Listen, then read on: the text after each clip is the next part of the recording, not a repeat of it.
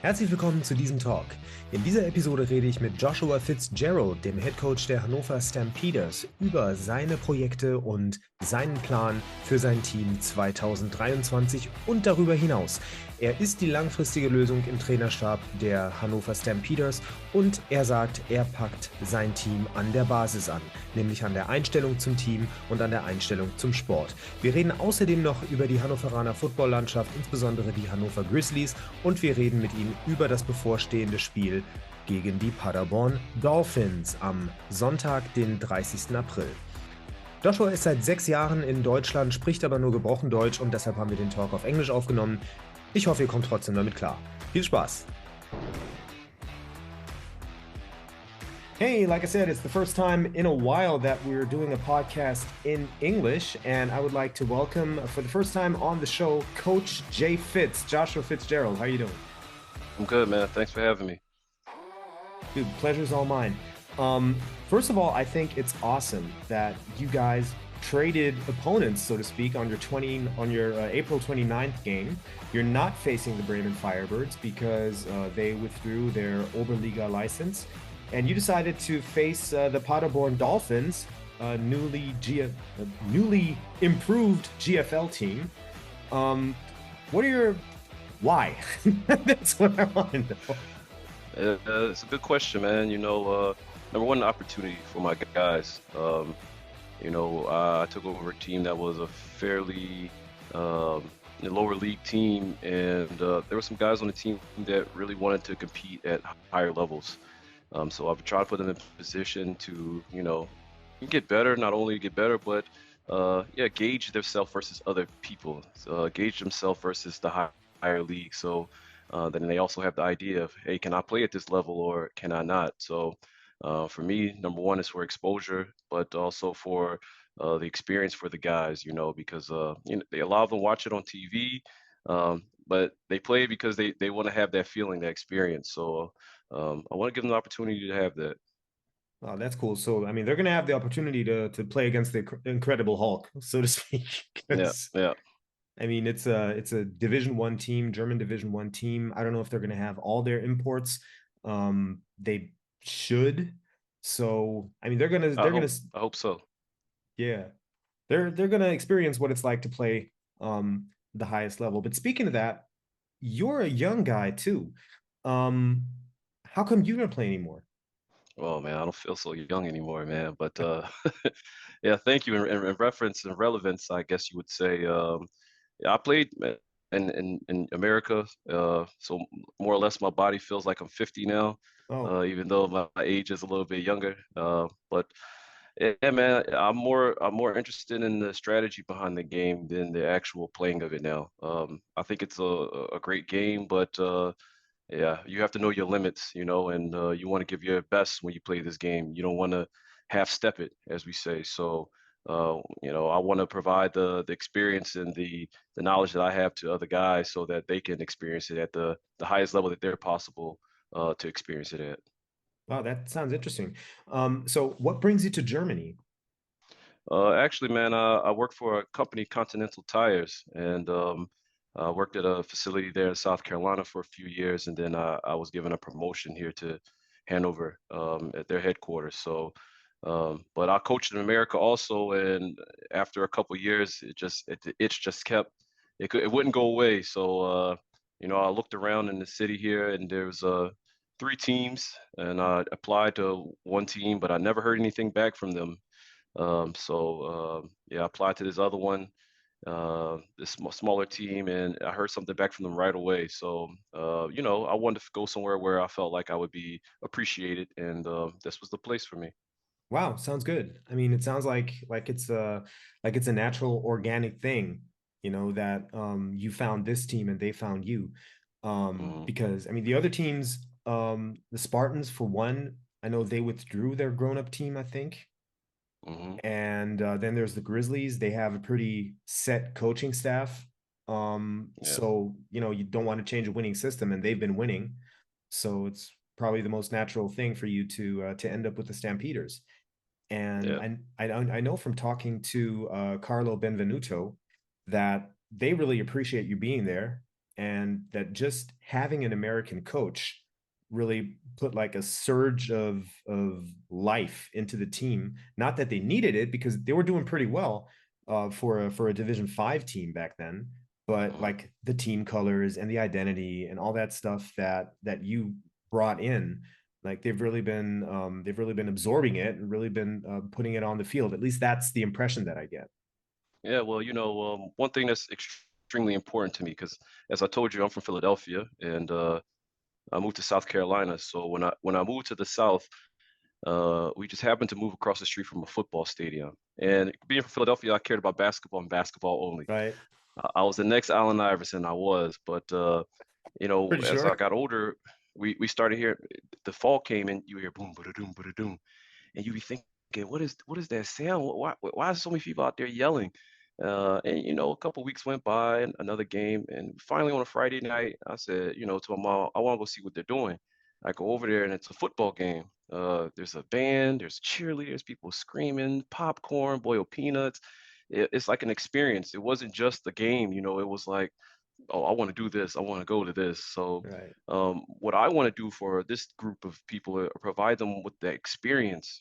Football at the root is entertainment. So, but there's so many people that are at football games that don't know anything about football. There are Right. people there to support their children that are in the band, or they may be on ROTC, or maybe they're cheerleaders. And that's where I really wanted to start helping us build, because football is pretty niche in Germany. I mean, it's growing, no question. But when I got here, to try to recruit people just from one thing, it's not so easy when it's not soccer, or Right. sorry, football. Football. So first thing I did was, hey, we have to have some cheerleaders, and it's maybe in all of Germany, it might be 20 or 30 teams out of hundreds of teams that have cheerleaders. And then I said, okay, let's create more of a fan environment. Let's give these guys an atmosphere, get some fireworks when we score or when we entrance. We tried the band, and it's for me, it's about the experience. So I want people in this era to experience what I experienced. It's not just about the game, but the game is just the cherry on the top. It's something for everybody. And coming from America, man, you go to this tailgating, and it's just it's like it's one of these things that make you fall in love with the sport. And Mm. again, I just wanted to provide that for my team, and they bought into it. And when I started, there was only we got a core team of maybe 13 guys, and maybe 10 more that were there. Then it continued to grow, and it grew, and it grew, and it grew. And we won, so obviously winning always helps. But yeah, we have to start somewhere. And like I said, I want to give these guys the experience, because I think that's the way to continue to help your team grow.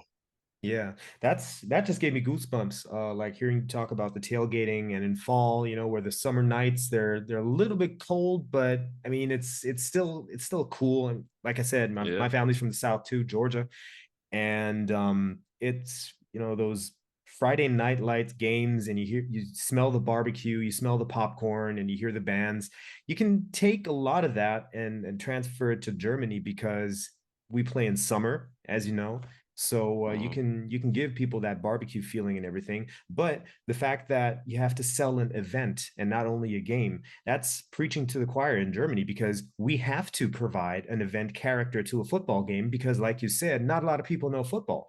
So they come for the entertainment. They come to be able to like have their kids play in a sandbox for 2 or 3 hours and have an adult sure. conversation at the same time. Yeah, So definitely. so how much of that were you able to implement in your short time in Hanover? I mean, you've only been here for 2 years or something, right? Well, I've been in Hanover for 6 years, Oh, 6 years. Sorry. and uh-oh, I think my internet's maybe not so good this instant. Okay, but I've been here already for 6 years, and yeah, the first couple of years. Are you able to hear me? Yeah, I got you. Do you Okay. hear? Uh, the f- Okay. yep. The first couple of years, I didn't coach, so I was, like I said, I was an engineering manager for Continental, so I traveled all the time. But after I got the itch, I took it over. In the first year, there was Corona, Mhm. so I honestly thought I had a good team then, but we weren't able to participate But this will be my third year with the team now, and yeah, after that, we just continue to grow. So um, from my side, I was lucky because my wife was a cheerleader for I think 17 or 18 years. So it was easy for me to say, hey, I need you to come help these guys have a cheerleading team. Mm. And believe it or not, we got so many of our recruits because we had cheerleaders. I don't want to give out the secret sauce or anything, but once we had cheerleaders, more people became interested in us. Our Instagram followers went up almost, not, I'm not gonna say double, but it really went up. So more people are looking at our team, more people coming to tryouts. The girls that are trying out have boyfriends that now join the team. It really worked full circle, you know. So um, this really was probably one of the biggest game changers for us. The second part is our location. So at our field, we had playground equipment, we have a beer garden, we have all the things, a sandbox, we have all the things necessary for a parent to let the kids go over there. I'm gonna drink a beer and watch the game. Right. So we have like the perfect setup, you know, we had the perfect setup. We have our own field. We're not sharing with a soccer team, so you know we can schedule our games when we want. So yeah, it was little by little. You know, of course, we had some times where uh, maybe I didn't agree with some of the thing organization did and vice versa, but throughout the time we continued to merge ideas and merge how we were working. And I think that's the real beauty of it because you know, here in Germany they're real structured. In America we're more or less, I'm not gonna say loosey goosey, but you know, we more or less fluid, I would say. And but combining these two mindsets is really important, you know, because you know, with football and a lot of sports, it's you see it now. It's about winning now, Mm. and it's important to still have that mindset because you don't know what your team will look like next year. You don't know what your team will look like in 2 years because you don't know who's going to get hurt. You don't know who's going to continue to get better. You don't know if somebody's going to quit and say they don't want to play anymore. So it's really important that you have this mindset. Hey, we need to make some moves now. But Right. here it's more or less they say, hey, let's go slow and steady, slow and steady. So we had to come to a little, you know, in between middle ground, and I think it's been working so far. But the key of any of it is to win. You know, if you win, you'll have more people that are interested in your club. You have the opportunity to get more sponsorships and continue to grow. So the implementation is not easy, but if you have the right plan and the right people, then it's possible. Okay, sounds good. I mean, Hanover is known for grittiness when it comes to football and when it comes to like planning a football organization, rather more than just a team alone. Because the Grizzlies, although they have been winning big, it took them years to get in shape like that. They were just Yeah. a garden variety team like every other team Hmm. with with a couple of good bookends, but then they kept winning, they kept believing their system, and now look at where they're at. I mean, they could safely play like Division 2 2 years from now, maybe even next Hmm. year. Who knows how their Well, you season. know, the thing with them that's really smart and it's really important is they really work on youth. Mm, It's a very big important point for them. And when you develop the youth, think about it as from our side of view in America. Man, you really are becoming the developing to be the best athlete when you're in high school. So this is with youth. This is when you're really hitting the workouts. This is where you're trying to get faster. You're doing all these things. When you get to college, it's more like fine tuning. You right. know, you figure out, okay, I can get a little bit quicker. This is my weakness. This is that. Maybe I need to work harder here. I can get a little bit stronger, bigger, faster. But the real time for your development, when you start recognizing when or how or who needs to go to the next level, it's in high school. So the Grizzlies do a good job of the youth. That's our next goal is to really to grow the youth because yeah, as you see the with the Spartans and with us, you know, it's a little bit harder when you don't have that structure behind it. It's the same thing with Braunschweig that did very well, and Hildesheim. These guys have a good youth program, so um, that's the way to do it. And of course, they did it the right way. And a lot of the youth now are the guys that are, you know, there. And some of the youth go off to better teams, and then they come back. You know, that's the other thing about football here is, you know, these guys come back and help the team. So just developing this culture, I think is a key to being successful here. Right. You're hitting it on the head as far as I'm concerned, because I used to have a different opinion about all that. I used to think, well, you have to have a very attractive grown-up team for the youth team to graduate into. But you could actually profit off of a youth player playing his grown-up years in some other team, like a GFL team, or now maybe even an ELF team, uh, Hmm. to get really superior coaching and then come back and help your team. Because either he just turns too old to play on a regular level, play on the higher level, and then he's still going to be classes above anybody Yep. that he'll be facing in Division 4, or he just feels loyal to the team because, hey, we parted ways in good spirits, and now I'm back. I Yep. can add something. So yeah, I think you're actually onto something there. And I think also that the decision to go like cheerleaders first and maybe then extend it to a youth program is smart as well, because you can't underestimate the fact that in Germany you pay to play. It's a Yeah, you club do. sport, right? Yep. And if you get cheerleaders that get a club membership, that's also a lot of money that you guys Yeah, need, I know. to Yeah. maybe to then cultivate a youth team that's actually worth playing for. Yeah, I agree. And this is the things that we try to think about in terms of, I'm not gonna say business development, but being the smallest club or in Hanover, we didn't have much money. We didn't have any sponsors when I got there, so we had to figure out a way to generate revenue, and our revenue is our club members, and that was all right, right away, 12 new members that helped us, continue to help us grow, and so sometimes the culture here for cheerleaders isn't like in America. In America, we take our cheerleaders to home away games. When we first had cheerleaders, people say, "Well, you take your cheerleaders to the away games? Why? Why not? They're paying members of our club. They pay to participate in these games just like our athlete, our football players." So, the mindset also has been changing. Now we take our cheerleaders to home and away games. Even with this Paderborn game, I said, "Hey, I want to bring our cheerleaders." They were slightly confused, like, "Bring the cheerleaders?" So it's just like we want to be able to provide this opportunity for everyone. It's not just the players. So, but of course, our mind, our mindset, and our whole thought is on the football game itself. So, but it's good to be surrounded by people that want to support you. And Right. I thought one of the things that it also helped with is that when we started playing, when I took the team over, when things went wrong, I could see that it sometimes took us down. And I could see that cheerleaders would also help them because they benefited from someone supporting them externally, somebody screaming for them, cheering for them. And I think it's also been a help psychologically for these guys. So, yeah, man, you can't underestimate it. I think it's important to be full circle with your club, not just thinking about football, thinking about the youth, thinking about the flag, thinking about the future, thinking about the cheerleaders, thinking about all these things, because yeah, it's entertainment, but it's also in a way a really similar business structure to most corporations. So when you look at it like this, I think you also have an opportunity to get a little bit of insight and yeah, make some things happen that maybe you normally wouldn't. Hmm. That's interesting. In what way do you say it's, or what way do you think it's similar to running a business?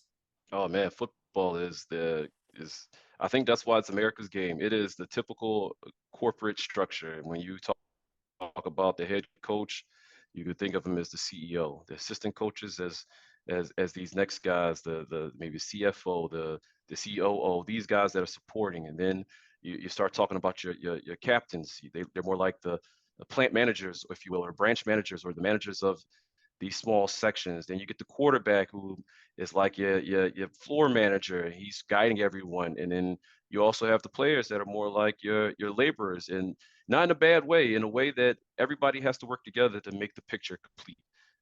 If you have these people that are maybe good managers and the people want to work for them, it's the same with football. If they want to work for that guy, they will work hard for that guy. If you got managers that you're like, oh man, I don't like this company, the floor workers don't want to work hard, then you'll see it overall in your balance sheet at the end of the year. So um, I think it's just the same concept, the same mindset of how you need to work, how you need to delegate, how you need to plan, how you need to yeah, to be prepared for the future, how you need to structure problem solve if something's not working. All these things are almost just like the corporate structure, I think. Wow, that's amazing. And if you break it down like to your players, if you take over a small team where also position coaching isn't most likely done by proper coaches, like especially like the specialist things like Mhm. offensive line or quarterbacking or all that stuff, there's a lot of problems that you have to fix.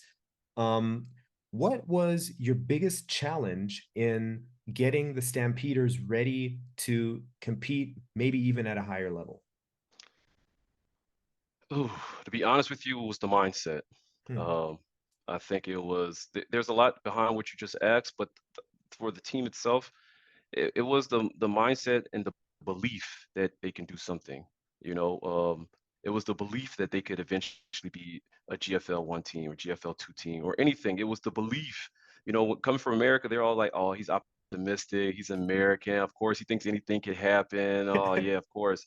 But in my opinion, if you don't even believe it could happen, of course, it's never going to happen. If you don't even have the ability to conceptualize it, then it will never happen. If you can't think in your mind, okay, I believe we can be this, you're already dead in the water. So, what I think was the mindset was to get them to believe, hey, man, you guys are good guys, man. You guys can play at a higher level. You guys can do this. You guys. So my first year was a lot of positive reinforcement, a lot of affirmation. Like I said, like getting cheerleaders were a good thing to psychologically, Hmm. but it was to get the guys to start thinking in a different way, you know, because here it's different. You know, they say, okay, it's a hobby. I mean, I'm not going to NFL. I have nothing to play for to go to a higher level, but uh, and some of the guys were there just because they wanted to, you know, be a part of a team and maybe go drink some beers and things like that. So the mindset had to change, you know. First thing they told me, hey, it's Germany. It's not like in America. Everybody's not going to come to practice. Everybody's not going to do that. Yeah, but if we have that mindset, of course, nothing will ever change. Nothing will change. Everybody will continue to say, "Oh, well, this is Germany, so no one has to come to practice." Yeah, if you accept that, then that's what it will be. And when for me, I made it very clear, hey man, be there. I don't care if you're late, just be there because it's not just about me, it's about your brothers. When you guys told me about practice 2 years ago and you only had 14 guys and you couldn't do 11 on 11, how did you feel? So, you know, I just try to help them to understand, you know, it's the ultimate team sport. It's one of the hardest Hmm. team sports, in my personal opinion. There's a lot of moving parts. You can have a LeBron James on your team and still be the worst team, you know? So um, it's really important that these guys start to understand what it was that I expected. So for me, the changing of the mindset was the first thing, and I think a lot of our guys have it in their mind. You know, I always played to the underdog. I always played the card to them. We're the underdogs. No one cares about us in our city. When we had tryouts, we passed out flyers in the city. People say, "Oh no, we're not playing. We're not interested. You guys are the worst team in the city." And I say, "See, these guys don't even want to play for you. You're the home team here, and they don't want to play for you." So, you know, I try to make it the underdog, try to, you know, get under some guy's skin and try to make it a little bit more competitive. So, yeah, man, you know, I'm a real big follower of Nick Saban. You know, I went to UAB, but and of course we don't necessarily like them specifically, but I think Nick Saban is a superb coach, and you know he always says things like challenging the players physically and mentally. You know, it's not just about can you run the route good and are you fast. You know, you have to challenge the guys. So that was the biggest thing that I had to change, and not only with the players but with the whole club. You know, I sat down and asked the guys and did a poll. How do you see this club? Do you see it as being recreational or do you want to be competitive? You guys have to decide. It can't be from my side. And yeah, once I did that, I said, hey, I'm not gonna make it easy for you guys, but if you buy in, I'll do my best to try to make you guys as successful as you can. And that's where we're going. Yeah. But I mean, Nick Saban has the advantage of or the luxury of cutting like maybe 200 to 300 people that are really good football players per year. You have to work with what you have. Sure, So, but Nick Saban didn't start with all those players. Nick Saban started just like a me or you.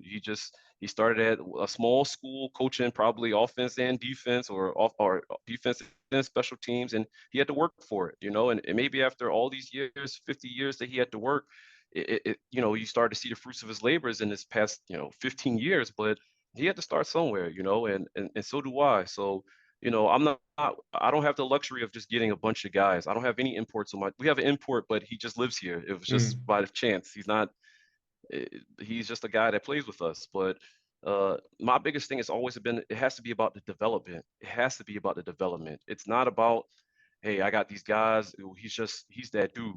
We have one or two guys like that, but most of it is, hey, I need you guys to rethink how we do these things because when I got here, we practice in the hall.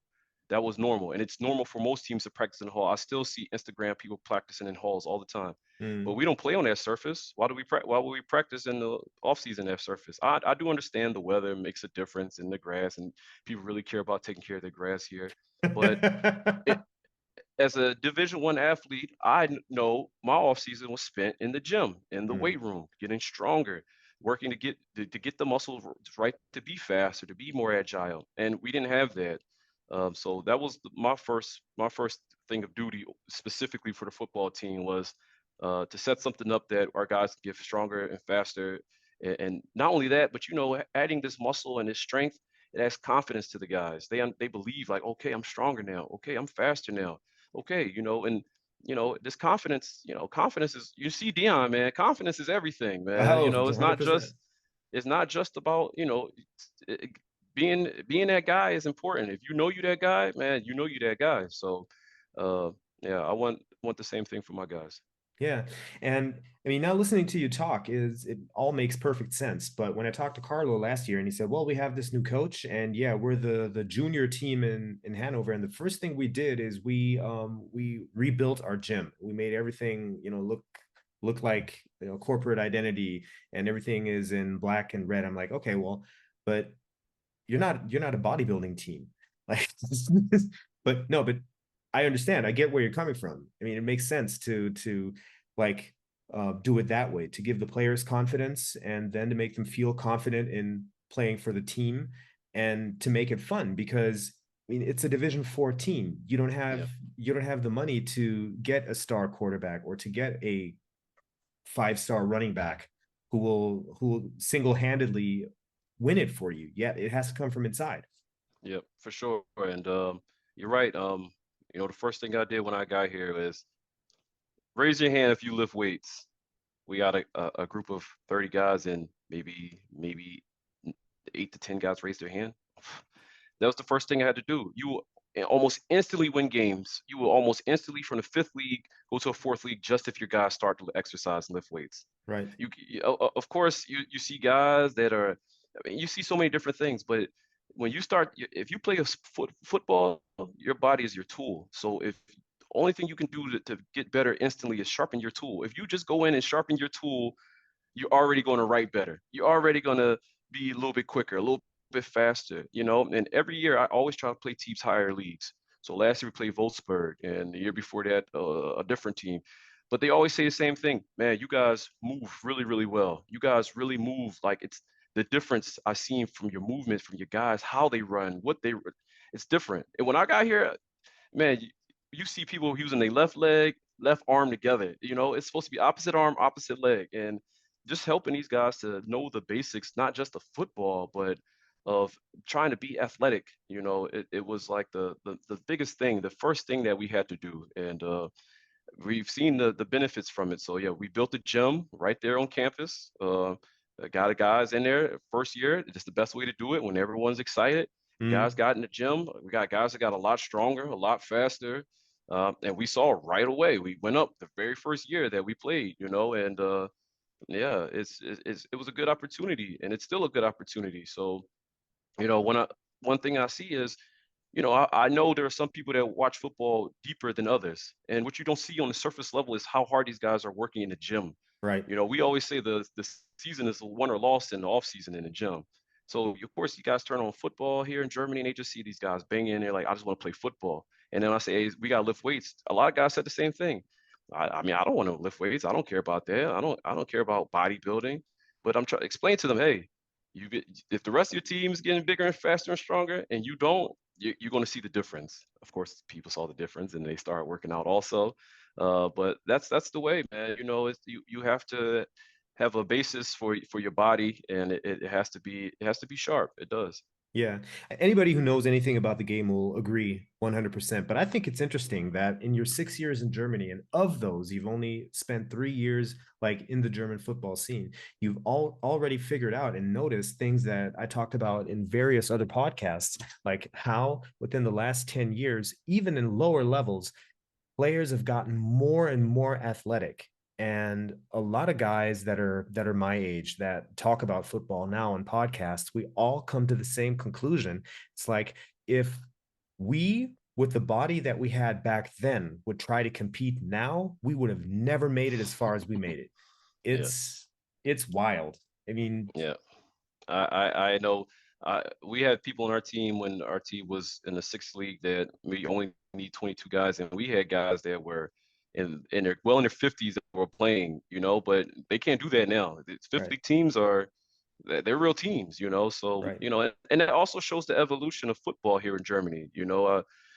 People are becoming more aware of what it needs. More people are being interested. When I first moved here, I could watch one game maybe on TV. Mm, Now it's games on the Zone, Sports 7, RTL. You could see it, man. You could see it. So it's growing, and people are interested in it because for me, I see it as, yeah, you guys like strategy here in Germany, and this is a perfect strategy game. Not mm, only that, but people here are already big. There are big people here in Germany, man. yeah. So, if you can get some of these guys to go out there and play, I've literally seen guys here and there that can play Division 1 football right Right. now in the Right. USA. It'd be good and probably start. Yeah. Have you ever heard about Yeah, they're Brandon? just, you don't know about them. It's just, they're just, Yeah. Oh, sorry to cut you off. We had a delay. I didn't notice that you were still talking, but I think I had a glitch in the internet right now. Oh, but we good. Sorry. Could you just repeat what you said last? yep, sorry. Uh-oh. Sorry. That was the only thing I heard was you saying, tell me about someone. Oh, no. I started talking because I thought you had stopped, but you didn't really stop. It was Let me just a just glitch check in the my internet. internet box. Yeah, Yeah. I did stop. I did stop. That Oh, was, you did? Okay, good. sorry about that. Yeah, yeah. Okay. Yeah, there are a lot of that's a big factor. I mean, the like that's why all these colleges are going after European players, also because of the work ethic, but also it's because of their size. It's because Yeah. this strange combination of size and intelligence. And have you ever heard of Brandon Collier? I've heard the name actually, yes. I, Yeah. I don't know him personally, but of course I've heard the name. Yep. Yeah, he works for Premier Players International, Mm-hmm. and he always goes on these tours where he takes like the top German prospects on a tour, and then they do like open tryouts with even Division 1 teams. Yeah. Alabama's always on his list. UGA, Florida, all those places. Mm-hmm. And I talked to a guy who does the recruiting for Mercer because my uncle is, he's in bed with all these guys. They went to Mercer, and Mercer's their Yeah. thing.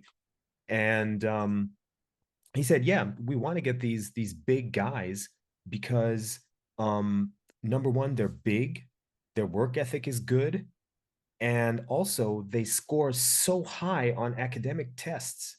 Mm-hmm. So, it's an advantage for us if we can get Europeans on the team that we don't even know if they're going to play. Like a lot of these guys that we get over, we just want them on the team because Yep. they lift up the rest. Yep. And also they help us portray a different perspective, like outward, like, okay, we're not just Yeah, about sure. football, we're about student athletes, all that kind of Mm-hmm. stuff. And Yeah, yeah, that's yeah. why they go for big German guys. But have you seen like a lot of guys in your Division 4, where you'd say, okay, that's a Division 1 athlete? I saw one. I've seen one, and he was on our team, honestly. Oh, And okay.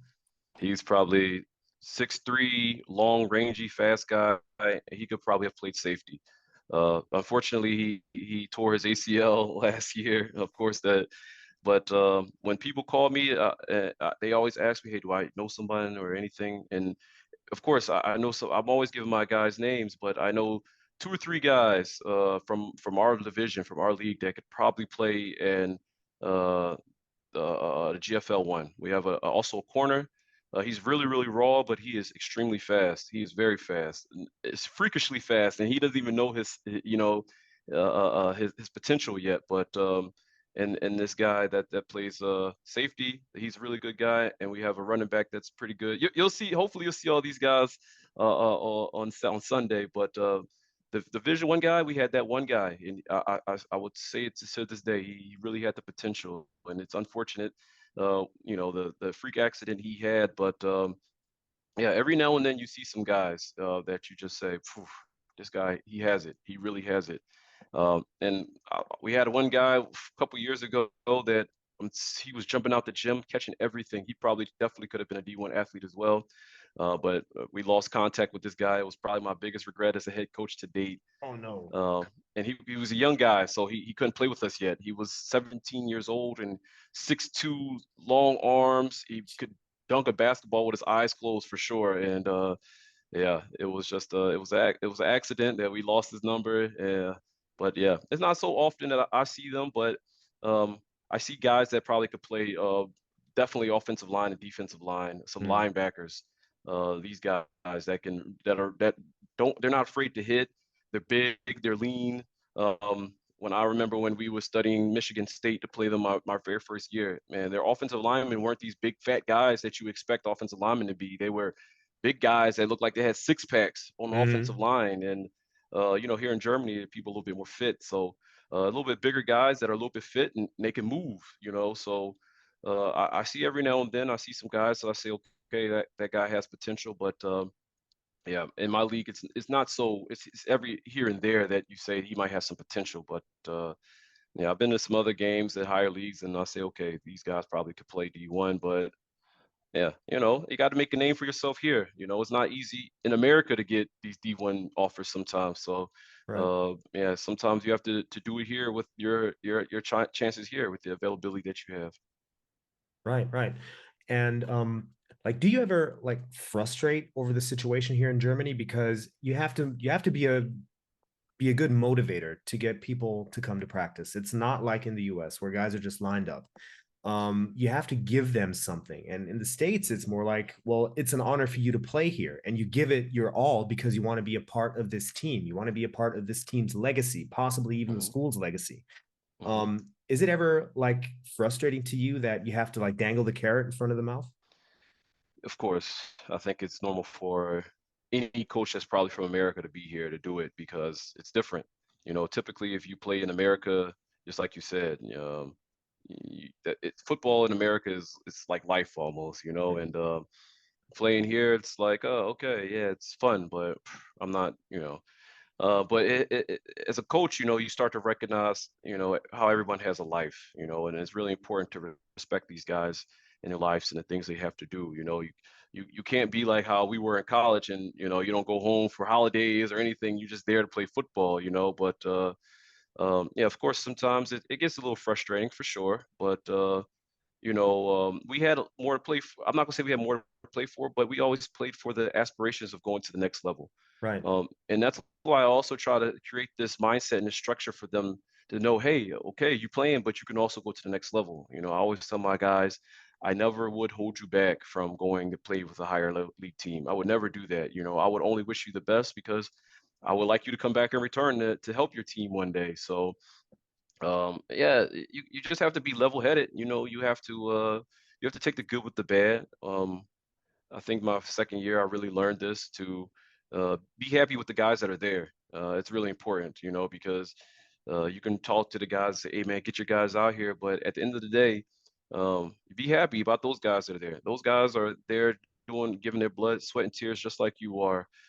So, yeah, I mean, there's days, of course, that are better than others. But in the end, yeah, the motivation part, I would say it's really exciting at first when they don't know you and you just want to. They're like, yeah, okay, yeah, I run through a wall for this guy. But once the newness wears off, it becomes a little bit harder. Right. And that's the next thing about coaching grown-ups. I mean, specifically coaching grown-ups in Europe because they only do as much as they like you. That's my Yeah, theory. I Because would. you know, Yeah, sorry, yeah. go ahead. I would say you hit the nail right on the head because, yeah, man, with my first year, I tried to stay coach and player separated. This is how I've always known it. Mm. And of course, at first, of course, they just respected it because they knew I was from America. But I really feel like I started getting an increase of people participating and having my back once we got to a point where I say, okay, I'll go out with you guys and have a drink, or I'll go do these things with you guys, and you really start trying to connect with these guys as men, not just as players that are playing for you. And you're right, man. It's really important to have the guys trust you and believe in you and respect you, not just on a coach's level, but man to man. And Right. yeah, it's really important. It really is. 100%, because like we said before, you're not talking about guys that are like 19, 20 who are still forming their adult persona. You're talking about guys who have two kids of their own, maybe two Yeah, jobs, yeah, guys that know where they are in life. And they're not looking for rah-rah. They're not looking for a flag to salute. They're looking for a guy that they can trust, that they can hang out with also. And yeah, they want to see behind the facade. yeah. And there's 2 points to that. One is one thing that's very unique to me about coaching here in Germany is in America, I coach only a specific age group, 14 to 18, 18 to 21, or whatever it is. Here, you can have a guy that's 19 on your team. You can have a guy on your team that's 40 years old. Yep. So you're talking about, and at first it's really tough because you have to recognize there's different generations on your team, and Mm-hmm. they all act differently. And do you really start to recognize about this millennials, generation X, Y, Z? I'm telling you, man, you can't treat them all the same. The old guys, they're like, hey, do this. They're like, okay, let's get it done. The young guys, you gotta say, hey, man, hey, look, if you do this, man, it'll be a little bit easier for you, and then everybody will appreciate. The guys will, hey, man, the guys will love you for this. It's completely different. It is completely different. But I think coaching here, man, really helped me as a coach overall because you recognize how much more you need to pay attention to different people's and their personalities, because Right. everyone's not the same, and having that large age group, man, is tough, but at the same time, it's pretty rewarding. And then, of course, you have guys on your team that they want to know, okay, I paid this money. What is this going for? How come we're doing this? And, some guys that don't care, they're just like, all right, whatever, we just do it. And then some guys will just say, hey, all right, so we spent this money on this because we went to the gym. Okay, that makes sense. So, it's a large group of people and their different personalities and, how they're working and how they're thinking. And I think it's a really cool thing, but it doesn't come without its challenges. But yeah, if you invest in each guy, I think they also invest in you. Right, 100%. I was just looking at the time because you asked for a break at like 40 Yeah, minutes from now. So it's about 7:30. Is that cool for you? perfect. Yeah, it's perfect. All right, then let's get back in 20 minutes, 30 minutes. 20 minutes. Yep, 20 minutes is perfect. All 20 right. minutes is fine. Okay, then I'll just pause this and yeah, talk to you again in 20 minutes. All right, man. See you. All right, enjoy. Okay, we're back. All the kids are fed. All the Um, kids are fed. all the kids are fed. All the ears are bleeding. Yep. Do you have two girls? Two boys actually. Oh, two boys. Yep. Cool. Man, it's like, I don't know. It's like I think boys are more stressful than girls because boys are always competing. Yeah, and they I don't know what it's like to have a girl yet, but it's the boys like to destroy stuff. They like to get rough. They like to knock stuff down. It's a whole thing for them. It really is. So, but it's nice having them, man. It's cool because I can already tell they take a little bit of interest in the things that I do, especially sport wise, because it's a passion for me. So. I think naturally the kids just see it and they're just like, oh, I like football. I like this team. This is my team too. Cool. Do they have dual citizenship? Nah, man, it doesn't work like that here in Germany. It's not like that. Mm.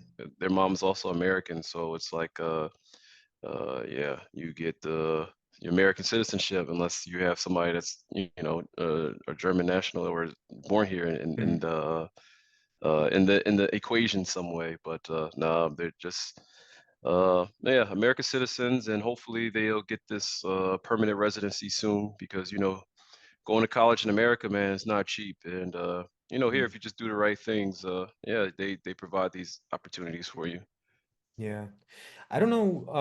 I'm not really familiar with the legal work, but I know that if you live in Germany for an X amount of time, then you're Mhm. eligible to get the German citizenship. And just like, I mean, just what you said, going to college, it just provides a whole lot more options if you have like two things to choose from.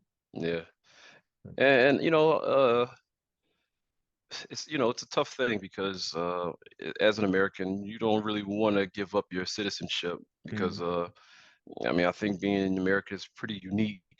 But at the same time, there's other options. Like I said, this permanent residency, and it gives us the option to live here all of our lives and still be American citizens. And it just depends on what's important to you, and what's your timeline and what your mindset is.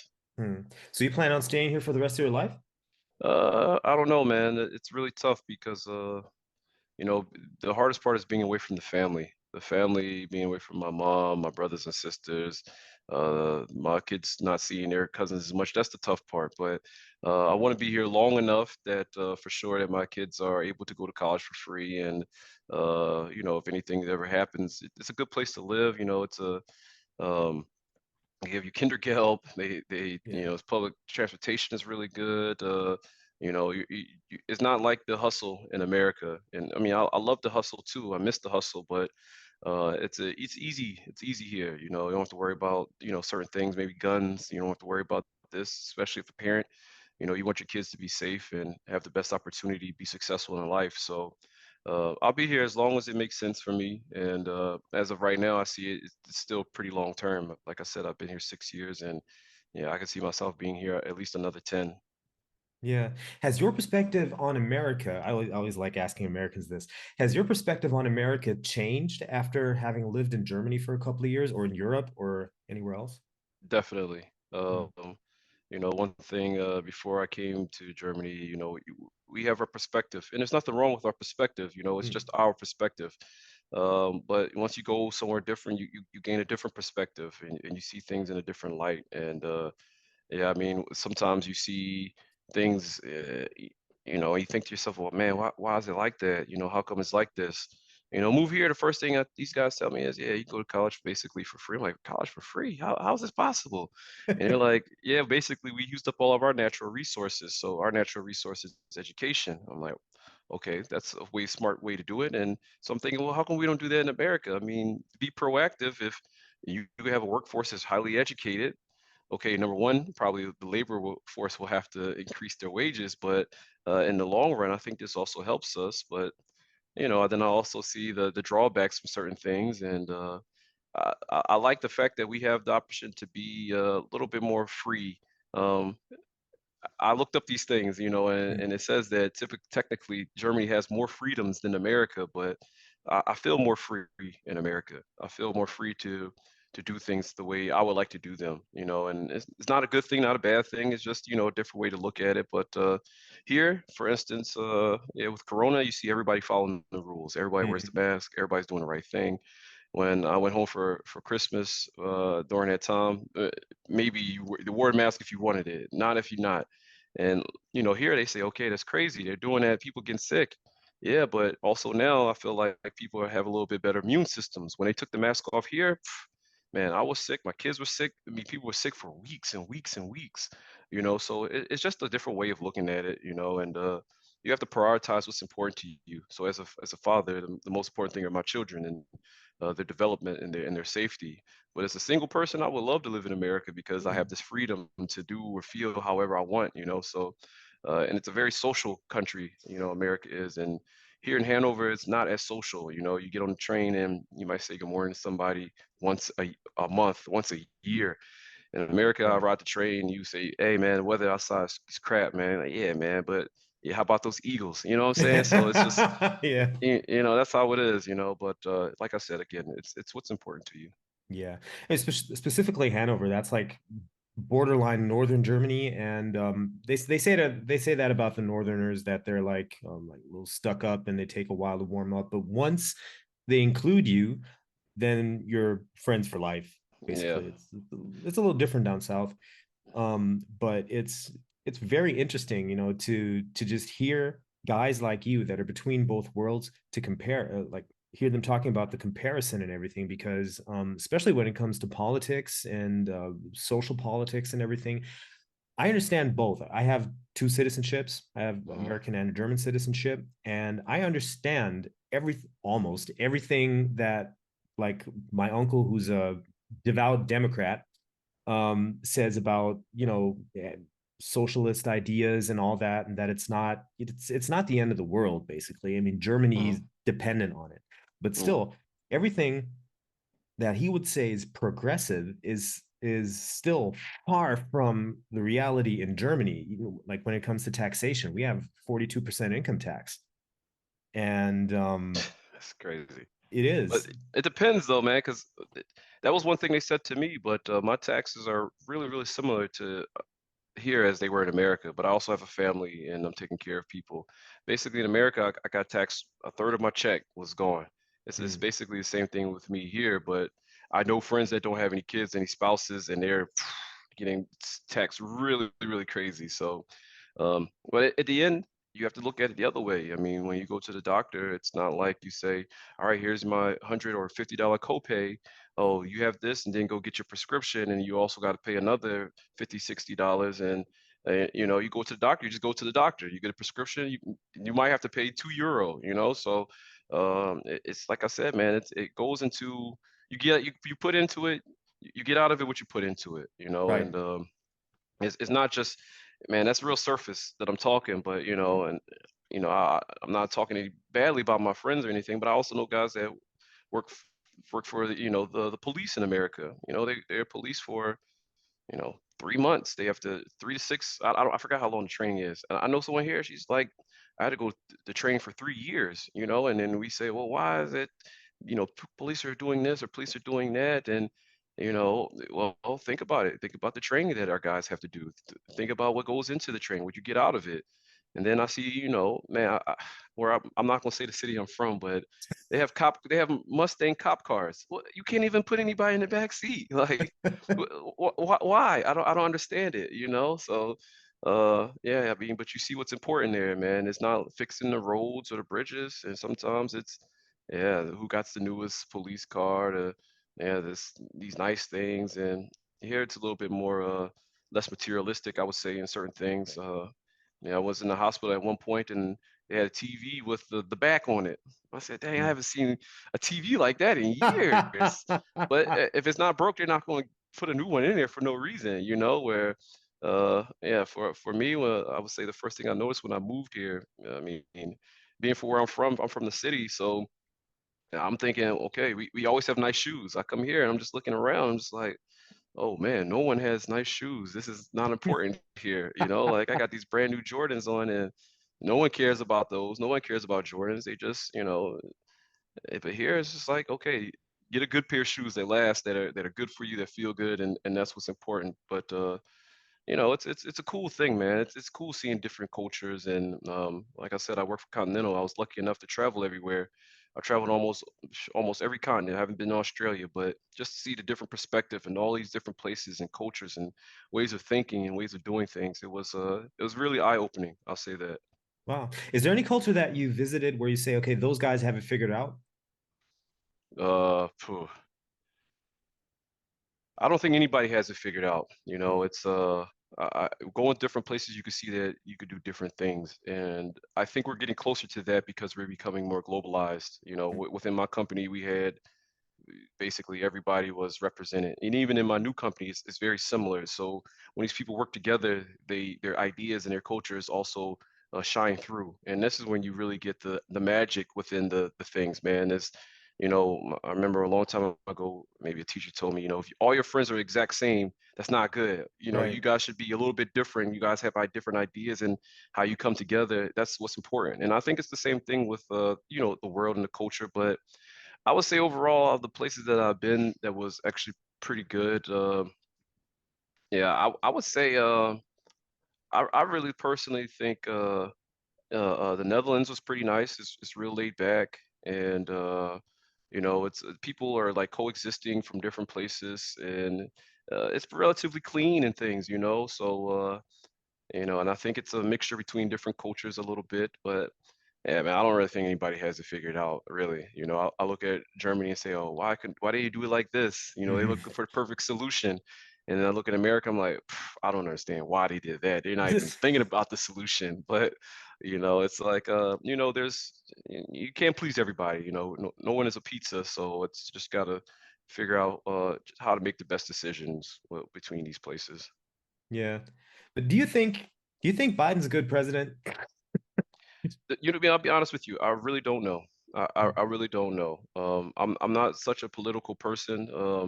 I just think it's important that our people are represented. And it's hard for me to really make that conclusion because I'm not talking to many people from America as I was before. Hmm. When you feel that, okay, in my opinion, the first thing I think is probably things could be better because I feel that people are tired of these gun violence and all these gun things, but I feel like nothing's being done, and that tells me if everybody's feeling like this and nothing's being done, that means the people aren't really represented. And I think that's the foundation of what our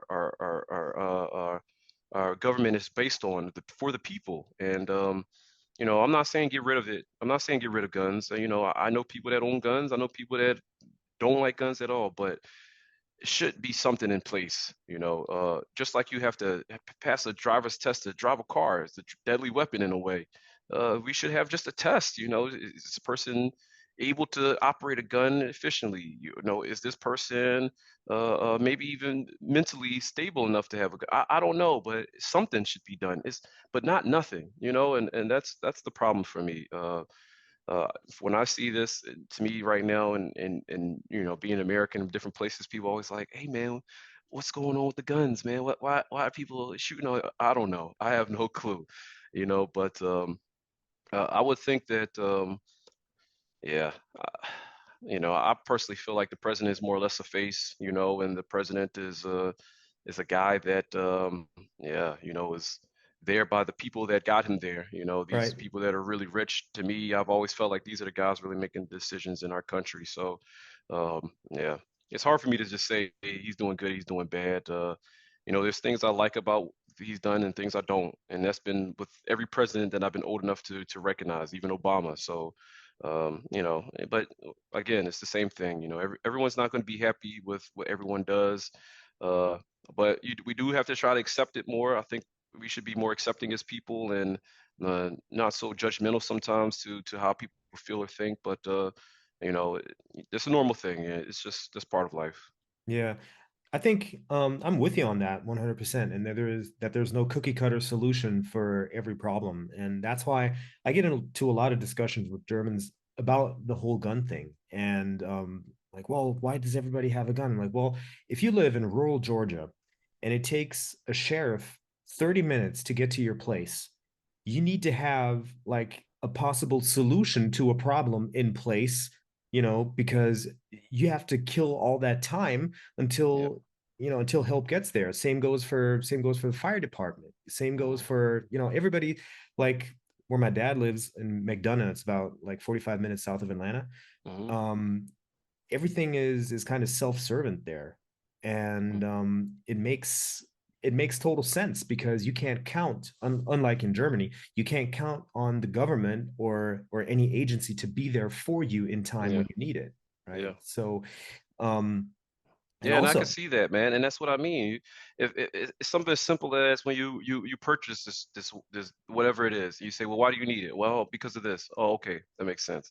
But just to give it to anybody for no reason, to me, it's like I said, it's not a quick cookie cutter situation solution for sure, but uh, we should still, I feel like maybe in general, ask a little bit more.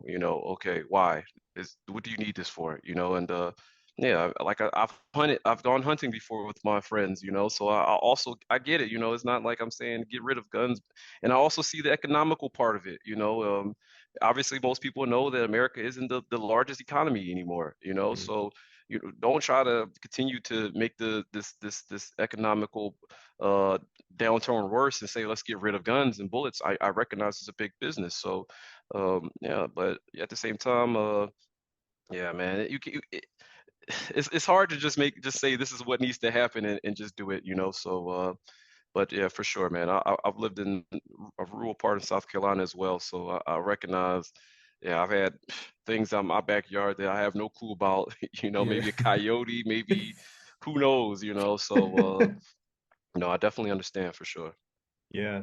And like my uncle says, if you ever met a bear on your way to your car, then you want something to mess that bear up. Yeah. Because yeah, in Georgia, you also have black bears or brown bears. But Brown yeah, bears. brown bears. Yeah, yeah. You don't want to mess. Yeah, Oh shoot, we yeah, get for mountain sure.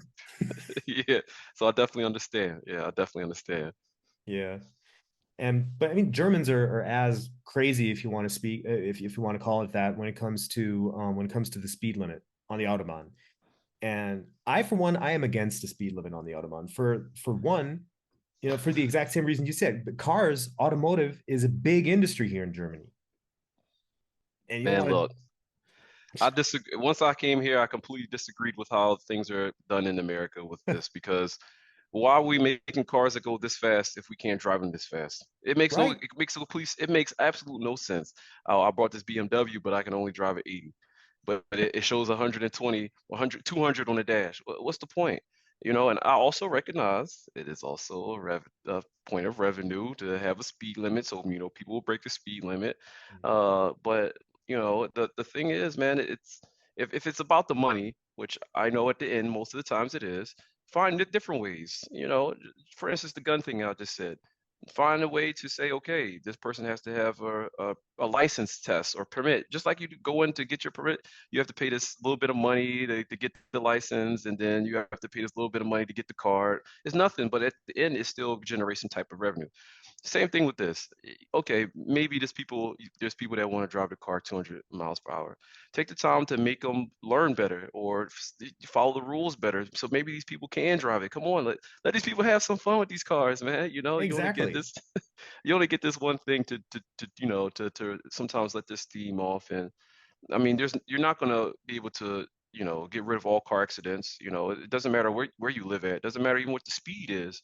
So as an engineer, and I did a lot of things with transportation. I recognize most car accidents don't happen at the top speed. Most car accidents happen at the speed that's like 40 to 60 miles per hour, which isn't really that high of a speed. So, um, yeah, man, I think we have to, like I said, you look at it and I say, why do they do this like this way? And then you look and you say, okay, this is the way to do it. But yeah, I think we should try to learn from each other going forward in the future. This is something that would be really cool. Right. Now we talked about the future and we talked about visions, but how about the past? Let's look at your last season. That was your first season in Division 4, and you Hmm. came in second in the South Group Hmm. with a defense that I think is okay. And I've always said to win Division 4 in Germany, you have to be superb on defense and you have to have some offense. Yep. Um, what's your recollection of that season? Ah, man, I don't want to give you the political answer. I want to give you the true answer. Sure. This is the true answer. When I joined my club, um, we had a couple of coaches, and Corona hit us, and then I ended up having two coaches, myself and offensive line coach. That was it. Hmm. And it became that I was then responsible for everything, special teams, offense, defense. And I'll be honest with you, I was not prepared for that. Prior to becoming the head coach here, I had never been a head coach before. I had been an offensive coordinator in high school, and I did some things when I was in college as like not a complete graduate assistant, but more or less a graduate assistant. Um, but I'd never been a head coach, and I never coached defense. Um, I recognized what I needed to do to the defense. So I had to this helped me as an offensive guy as well. But so one thing that I thought for sure, number one, was we started with a 3-5-3 or a 3-3 stack, Hmm. which is okay, but in my opinion, basically you double team everybody, you already get to the second level. That's 3 yards every pop. Right. So I needed to have more linemen because we had more linemen, and I thought we had some guys that could play fairly well at that position. So I changed it to the 44 stack. Um, but the number one thing was stopping the run. If you could Hmm. stop the run, it doesn't matter what league you're in. If you could stop the run, you could be successful. And I thought we did a really, really good job of that at the beginning. Um, but um, I would say we had new coaches this last year, a new guy, and I was trying to hand it off to him, and I didn't do a great job of doing it because it was a little bit hard for me to give some of that control of I see in this is how I would like it, this is what I want to do. I would say some of it was scheme, some of it was the players that we have, but um, my opinion is that we have the tools now. We have the guys. Maybe the only thing that I wish that we could do better is maybe have the safety position. This guy I told you about was really good, but we have some young guys that can also play and run. But now we have a guy that is this is his baby now, and he's really investing all the time into it, and he's really checking the film on everything. And as a father of two, and I'm working, and my kids also do sports. It was impossible for me to watch film on everything Yeah. and see everything and coach everything and prepare everything. And I think that's really where we fell short last year. This year, it's a completely new defense, fairly new offense as well, and yeah, he's investing the time to make the team good. He's a smart guy. He's also an engineer, so he's really taking the time to invest in the guys to help them get better. A lot of the guys were in the gym. This was really important as well. Mm. Uh, yeah, we got some guys, man, that can run from side to side. And one thing I'll say about my team that I was really impressed with is they are not afraid of contact. So they want to hit, they want to tackle. I think we do a relatively okay job tackling in space. So that was one thing that we really worked on this year. And yeah, man, I think it's a better opportunity. And we'll see this year. We'll see on Sunday. For sure, we'll see where our holes are, where our problems are. But yeah, with this guy doing this role now, I think it's really important. So I think we'll continue to see improvements on this side of the ball. Yeah. Are you guys going to stick to the 4-4? No, we're moving some things around. We're more or less now a 4-3 team with a Mm. too high safety look.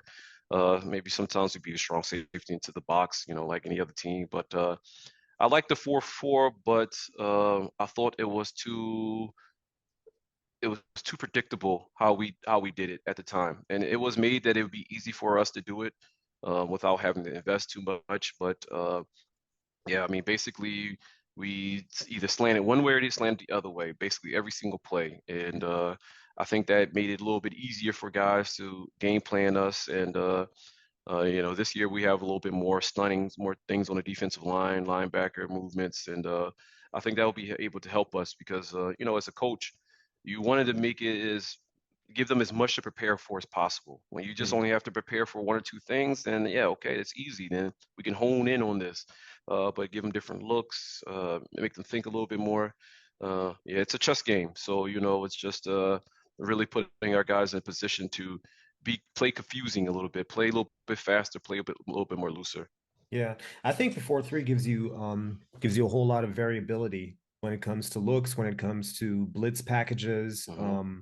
like clogging the lanes up and everything. But I think a lot of people like shy away from the 4-4 because they're like, oh, that's 80s football. But I think in Division 4, like you said, it's going to be about the run It is because all about the run. you Yep. can't expect like super highly sophisticated passing games because you have Because of guys that quarterback practice play. twice a week, right? And you need a Yeah. quarterback. I mean, quarterback play is important no matter where you go. Even in America, I mean, there's only a couple of Tom Brady's, Aaron Rodgers. There's only a couple of these guys. So the lower levels you go, the less you get these guys, and um, the 4-4 is okay for playing the run and playing some underneath zones because that's where they want to run. That's where most people have the throwing radius to go underneath, throw short, easy passes. And having these guys up at the line of scrimmage it's okay for that. Every now and then somebody wants to challenge you deep.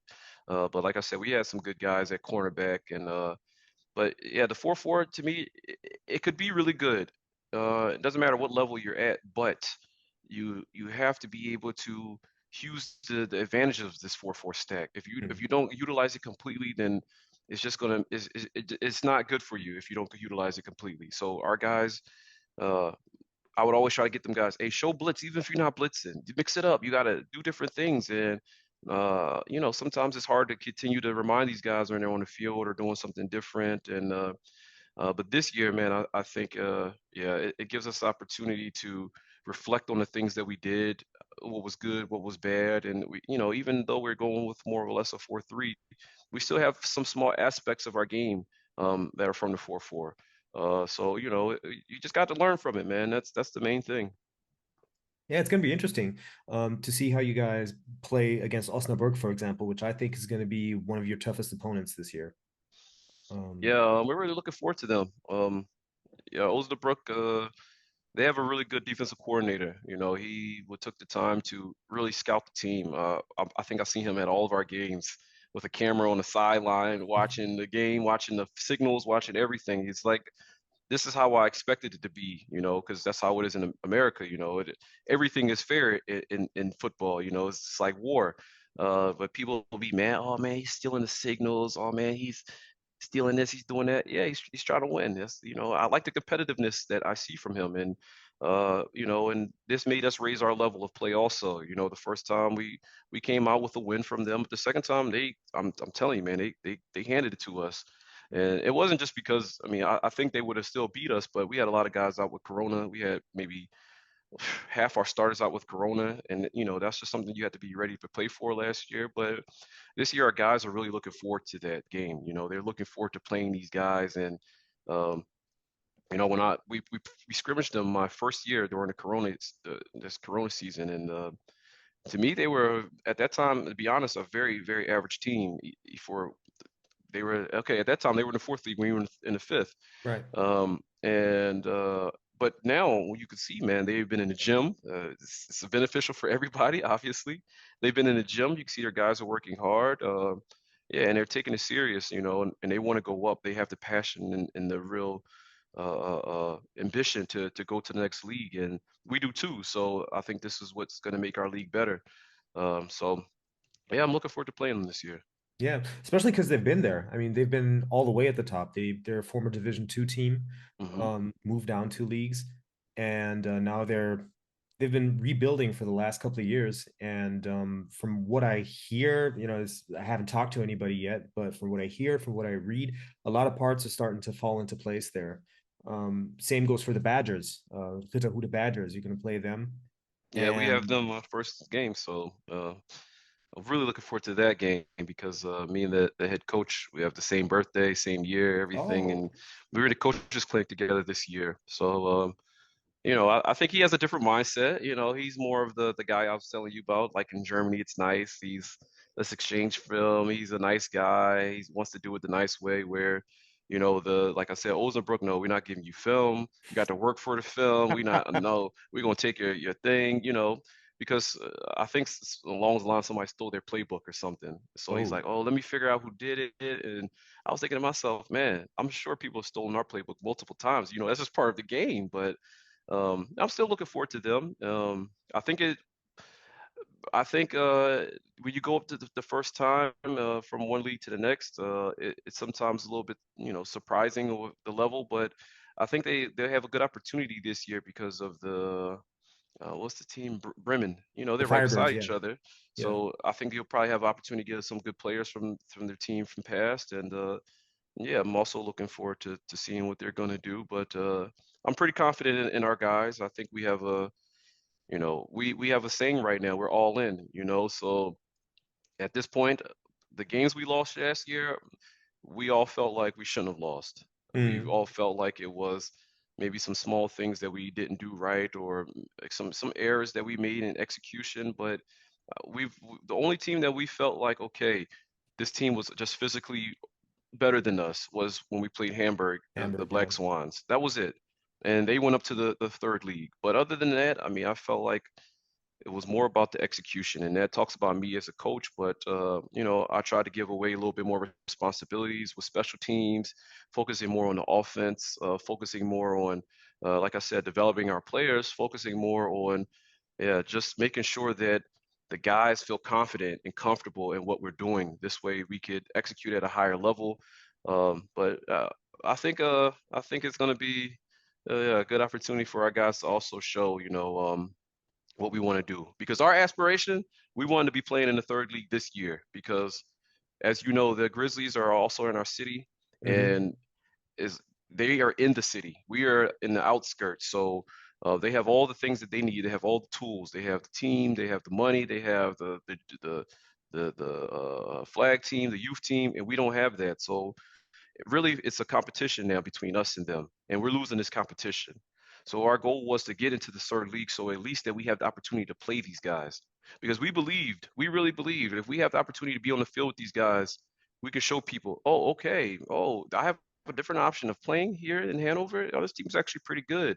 And of course, we fell short of this goal, but um, yeah, this is still the aspiration. We want to be the flagship team in Hanover. We know the Grizzlies were going to be here, and we want them to be here. That's a great thing. But we don't want to just be the redheaded kid, that no one cares about. We want to be those guys that they say, oh, okay, there's another team in Hanover. We're in Hanover, and most people don't even know there's a second team in Hanover.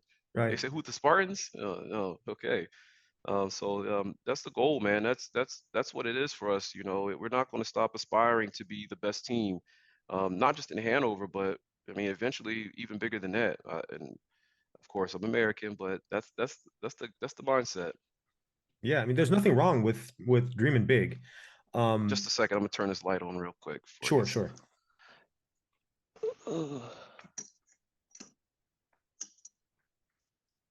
Okay. Yeah, that's better. Yeah. Yep. That's the thing about having two teams in the same city, or at least like really, really close to each other. If you're a division below, then you're always deniable, right? Yep. It's like, okay, well, it's the Stampeders, but the Grizzlies are the team in Hanover. If you Yep. graduate to Division 3 this year, then you're undeniable, because then there's really no reason not to play for the Stampeders, because you get the same exposure, you get the same competition, and yeah, I see where you're going. We're still deniable. I'll tell you that. We're only undeniable once we beat them. And I'm the type of guy, when I got here, the very first thing I said I wanted to do is I want to have a friendly game or a scrimmage with the Spartans. They're the highest team in the city. I need you guys to know that you guys can beat them. Okay, we did some things. It was unfortunate that year they didn't have all the pieces. Very next year, all right, it's the Grizzlies now. That's who we're gonna go. And when we went and played and fresh scrimmage these guys, the competition level was not that different. It really wasn't. And when we got done, our guys said, okay, now I see what you're saying, coach. Now I see. Okay, put us up against them this year. I think that it's a little different. They have some imports now, and and imports, I believe, changed the mindset a little bit. Mm. But I do believe if we were on the field with them this year, I think we'll give them a run. And it's not just because of the athletes you have, but also the scheme and how you attack these things. Because you'll see on Sunday. I won't give you too much, but the way I want to do things this year is going to be a little bit different. And I think it's a strong building block for their future success. Yeah, well, I'm looking forward to the big and small surprises on Sunday. I'll be, I mean, if you have the time, I'd be happy to come over like before the game and maybe afterwards, Yeah, talk a little sure, bit of football. definitely. Um, but the thing you mentioned about the Grizzlies is, with the imports and the trajectory that they've been having, I think it's good and it's bad, because the Grizzlies were as strong as they were the last couple of years because they have a very strong foundation with their youth game. They have a very strong foundation within each other, and none of their players ever had to sit on the bench because of an import. Mm, None of their players ever was distracted by the fact that, okay, I am the best wide receiver or running back on this team, but still I'm benched for this guy with an A. yep. So I think the first time you get a high class import like a Breon Allen, who's just a phenomenal athlete in my opinion, at least he was last time Mm, I saw him. mm, Um, you're kind of selling your soul, because now people expect you to be successful. You're not the big success story anymore, because now you put all your chips on the table. You said, I want this. And if for some dumb reason it doesn't work, that's usually where teams start to fall apart, in yep. my opinion. I think that I agree with you. Um, but the thing about them this year is, I think personally, I know the coach. I think they have a relatively good coach. I haven't seen him specifically in practices and stuff, but when we had this scrimmage against each other, I believe that they believed in him, and Hmm. that's really important. Um, and the thing is, man, people are expecting them to win regardless if they hit the imports. When I went to the game last year, I was really, really surprised. They filled up the stadium. Basically, the whole stadium was full, and the people are expecting them to win. I think that people are. You're right, though. This year, the expectations are even going to be even higher for them. Um, but they put these things in place, and of course they set themselves up with these guys with these A's. And I agree. I've seen there's been people, at the end of this year when we were having our success, a lot of people were coming to our practices saying we want to play with you next year, or we want to play with the Grizzlies. A lot of these guys went to the Grizzlies, so they're not just getting imports, but they're getting people from different areas and different cities now coming to their team. So I do expect that, you know, there's going to be some people that probably are going to have some type of adversity because of this. Hmm. But at the end, it's also okay for us because and eventually they'll, like I said, it would have been nice if we were in the same league and then they say, hey, I have another option because now they have another team, and some of these guys want to play serious and some of these guys don't. And it's nothing worse than a guy that's real competitive playing on a recreation team. He doesn't want to do that. But I think that by having this second team, they also are preparing themselves for later, because then, okay, we see this guy is good, we can bring him up. We see this guy is good, we can do this or do that. um, but the thing will have to be is, I believe they have to win this year. I really do. I believe them. I believe they have to win. I think their sponsorships are hoping and expecting that they continue this path that they're on. Um, but I believe they could do it, and I'm not. I don't root against them by any means. I'm wishing the best for them, because when I play them, I want them to be the best. I Hmm. want to play the best. So I hope they can pull it off. I know some guys on their team that I believe they can. Um, but when you have these imports, you set the standard as we have a team with imports.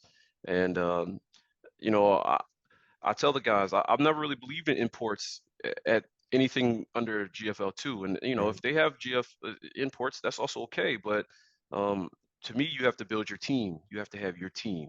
Right. They have to get you there, because I think it's only, what, 4 American imports you can have or something like Right. this. Right. Yeah. I mean, if you lose these guys, does that change the complexion of your team? That's my thinking, and Hanover's not big, but it's not small, and we have other teams around us that are good. Hanover is perfect for football. We got Braunschweig one way, Hildesheim. These teams have been historically really, really good teams. So there are really, really good players in these areas, in this surrounding areas. I even know guys that left Hanover to go play for these guys, for Braunschweig, or maybe in the ELF now. So I mean, it's a good opportunity here, but in my opinion, uh, yeah, I think you need to do it. In my opinion, you need to do it with your core team first, and then you get these guys to continue to help you elevate. Because yeah, we see this with the. I don't know how it's going to go. We see how it is with the Grizzlies. We've seen how it was with the Spartans. At the end, I think you have to really try to develop what your guys can do. And I don't really know what their development plan is or how they prepare their athletes in the off season, but I think that's where it really comes from, and having the youth and preparing these guys. And this is how you do it, because there are athletes here. There are definitely athletes here that can play. Um, but yeah, I mean, of course, having one or two imports, it would definitely help. Yeah, but in the end, I mean, you're perfectly right. That's what killed the Spartans. They had like a couple of high profile imports. The core wasn't as strong, and the imports kind of helped mask that fact. And then once they left, it felt like the whole team left. Yep. And I think Coach Willie is a great motivator. I don't know if you ever met him. I haven't met him, but I've heard good things about him. Yeah, I've heard good Yeah, things about him. but also he's not the kind of coach that I think can develop a player from the grassroots, because he's used to having a player that knows the game, Yep. that he just has to fine tune, or just has to set his mind straight for him to really go out and smash into somebody else. Mm, And I don't think, whenever he was in a situation where he had to develop players like he did in Bielefeld, he's been everywhere in Germany too. Like he's the kind of coach that'll frustrate over that, and then eventually maybe leave the team on mm. short notice. short notice. So that's one of the reasons why I wanted to talk to you, because normally when Americans that have a college background are faced with a lower division German team, it's kind of, that's why I'm asking all these questions about frustration. It's kind of frustrating. And then it's like, oh, well, they don't have the mindset. But it's like you're dealing with a different group of people in a different stage of development Yeah. than in college. So, I'm glad to see that you stuck around for so long, and I'm glad to see that you're not a journeyman coach and that you're committed to staying in Hanover. Well, man, it, I could say, I can really talk to my coaches when I was coming up and the people that were surrounding me. In my school, Crestwood High School in South Carolina, we were state weightlifters we were state weightlifting champions every single year. And you could ask anybody we played, we were the most physical team they played. And maybe we didn't win the championship, but we came close almost every single year. We were always in the conversation. So I came from a background of understanding what it takes to develop these athletes. Of course, maybe we could have did some different things with our scheme, but I know that our athletes were athletes. I'm telling you, I've seen plenty of guys that have gone that could have easily been playing in the NFL. I have guys right now that play in the NFL that were there when I coached. Tyson Williams is at Crestwood. Donald Rutledge. These guys are athletes, and there are people that come through there, so you have to love it. You have to love it. I love weightlifting. I love running track. I love this part of the sport. It wasn't just football. You hear me say so many times about everything that goes around football. Football for me is a combination of sports. Our Mm. guys in the off season, our linemen were in the rest with the wrestling team. That's what they were doing. And the other guys, the faster guys, they were out there sprinting. They were out there running track.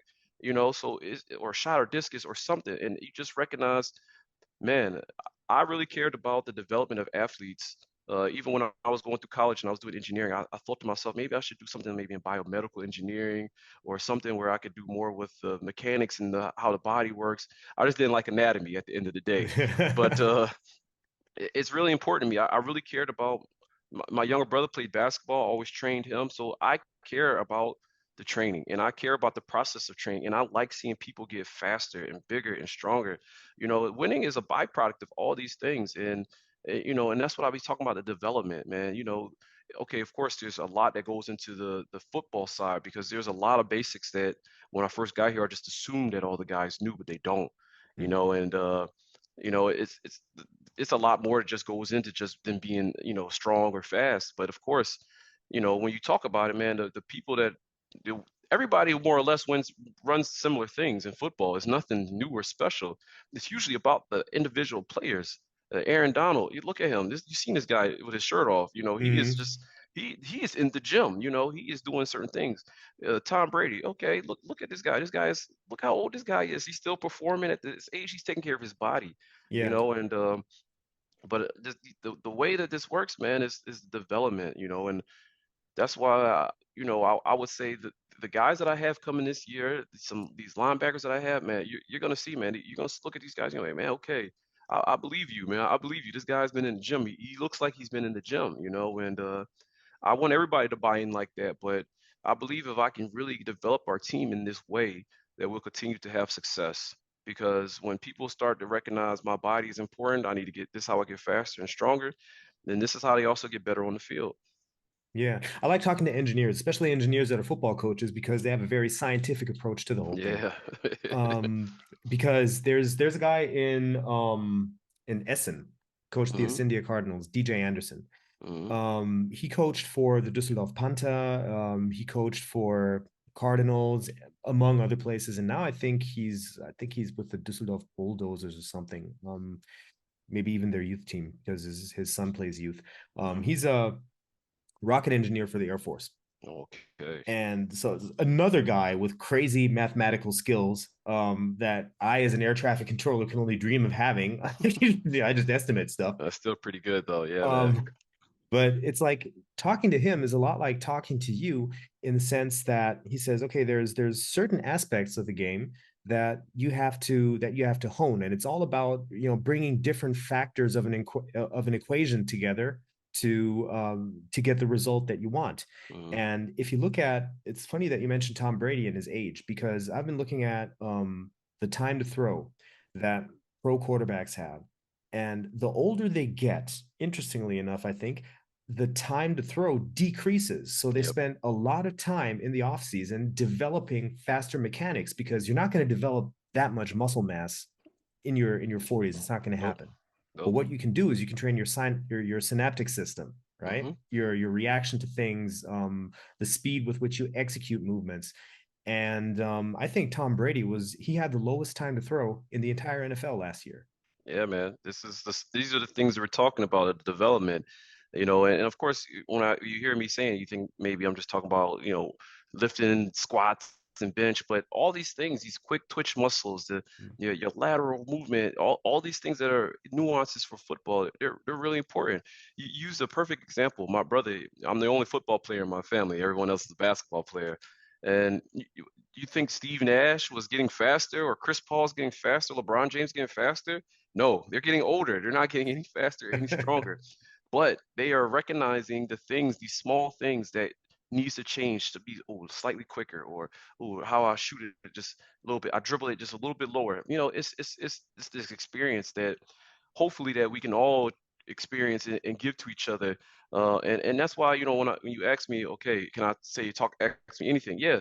At first, I didn't want to talk about what I was doing in the gym. I didn't want to talk about it because I didn't want everybody else to replicate it. But Mm. now, once I've been here long enough, I said, hey, I want everybody to be able to raise football, not just our team. If everybody and all the coaches can raise their team's ability to be successful, I would like that, and that's what we do. For track, we would say, hey, if you start like this, then you take off a little bit faster. So I want everybody to share with these tips and share these information, and it's football, man. It's a lovely sport, man. It's just yeah, you gotta find the right people to share it with. Yeah, yeah. And also there's a great deal of interest in that because Germans are very, very health conscious and they Mhm. know a lot about like bodybuilding and sometimes even sports specific training. But the correlation between certain power movements, like power lifting movements and Mhm. football, it's blatantly obvious, but you can't find, or it's really hard to find coaches that are good at coaching Olympic lifts or coaches that are good at coaching plyometrics, for example. Mhm. And so it's really cool that you bring that side to your coaching and that you're open about it because I think that's what lower level football in Germany needs to be a little more to take it to the next level because Sure. like a lot of guys, even coaches that have no reputation at all, understand tactics, right? But it's really like that part of the development that they could use to maybe even coach older players to maximize their potential that they're not using. Yeah, sure. And I it was easy. It was hard for me also to learn some of these movements. And Mm, to be honest with you, I've found over the time it's sometimes been harder for me to even teach it to other people, especially not being a native German speaker. So Um, one thing that I did this year in the past year was I signed us up all for a CrossFit gym. So mm, we don't always just we don't do cross. I mean, we do CrossFit movements, but it's more so because the gym was big enough to hold a group of our guys, large enough to hold at least 40 guys of us in there at the same time. Because there's also power in influence from your guys. When you hear your guys screaming when you're doing this heavy squat, it gives you just that little extra thing. But in the through the process of this, we met other people. We have a woman on our team that's a Olympic lifter, and she came and joined us, and now she teaches all of our guys how to do cleans and mm, snatches and the right way to do it so that we can make sure that we stay healthy. Like now I have a really good stretch. When I started playing football and exercising, there was no stretch. You just went straight in the gym, got to it. Her, she's going through the wrists, the fingers, the ankles, the knees, the hips, and then she gets these guys started and shows them, and she spends weeks. I mean, weeks. Some of these guys only maybe did the true clean or power clean or a true snatch maybe only a month ago, and we've been in there since November. And she takes the time to make sure these guys do it right so they could be successful and they can remain healthy, and this is also a thing, because she knew nothing or cared nothing about football. She mm, didn't, and she came to help our team. I'll say football team, you join my helping us? Yeah, I would love to coach a team on how to do some lifts. This is, this is my dream to do that.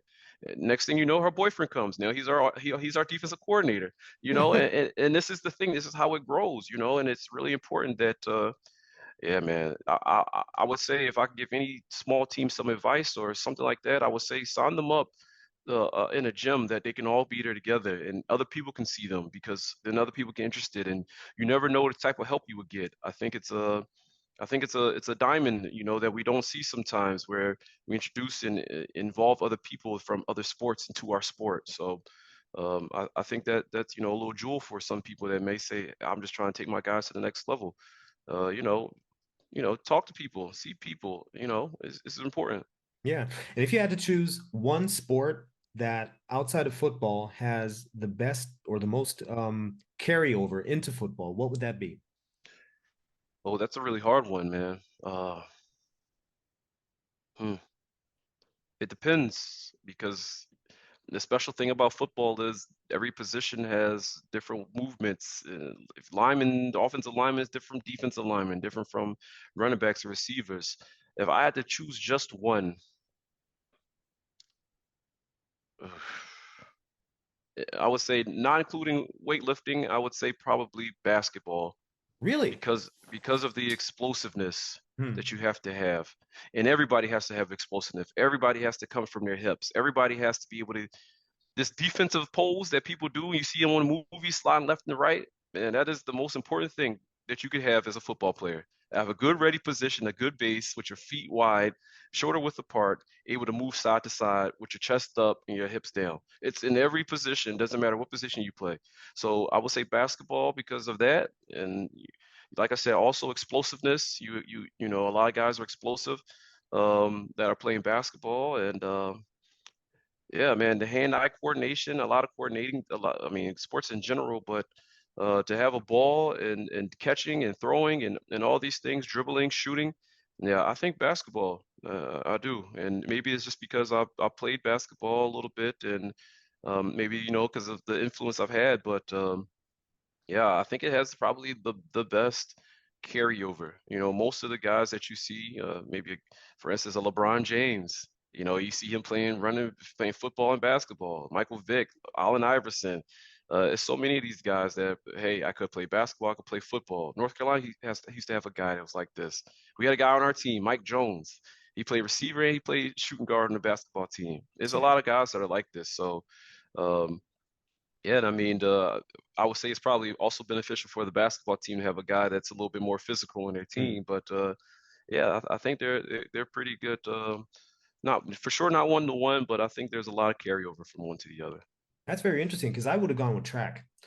I would have gone with track because you have the sprinting aspect. Hmm. If you throw disc, if you throw spears, then you have the explosiveness, you have the Hmm. coordination thing. But of course, yeah, all that is incorporated in basketball as well. And the base and lateral movement, yeah, didn't consider that. So yeah.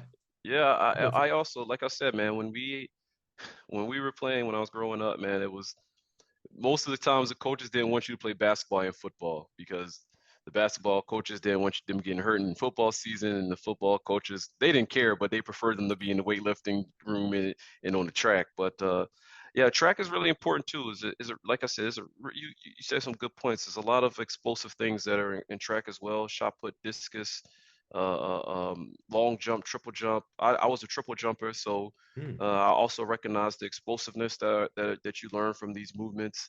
Um, but yeah, I would say, man, it's none of the sports.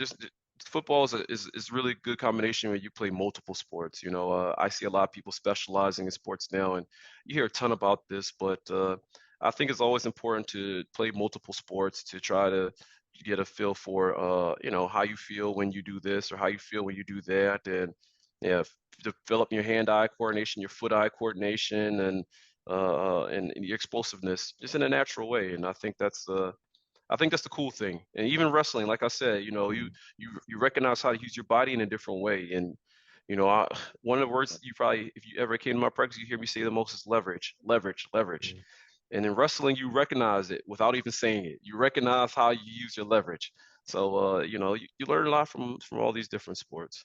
Yeah. And like talking about NFL players, Chandler Jones, Yep, who's John Jones's brother. John Jones, one of the best wrestlers in the yep. world, UFC champion. So I'm guessing. I think there's another brother, another Jones brother who plays basketball. I think it is actually. Is it? No, I'm not sure, but I'm pretty sure there is another one that plays basketball. And I mean, like I said, it makes sense. Yeah. It makes sense that these guys do all these sports, and the ones that they probably all play together in some capacity to just mess with each other or get better in a little bit of way. But yeah, man, you learn different things, and my the way I worked out was different than how I worked out my brother. Mine was you look at football players, it's real thick down bottom of the Mm, legs, strong butts.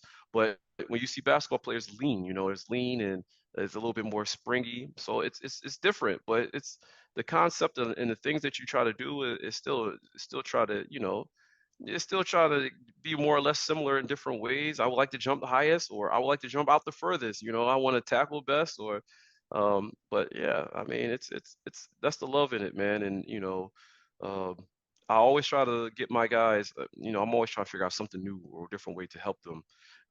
But next year, I want to try to get some guys involved with boxing because with mm, our defensive line, you have to use your hands. right. And it don't matter how many times you say it, you just do it. You gotta do it. You gotta do it.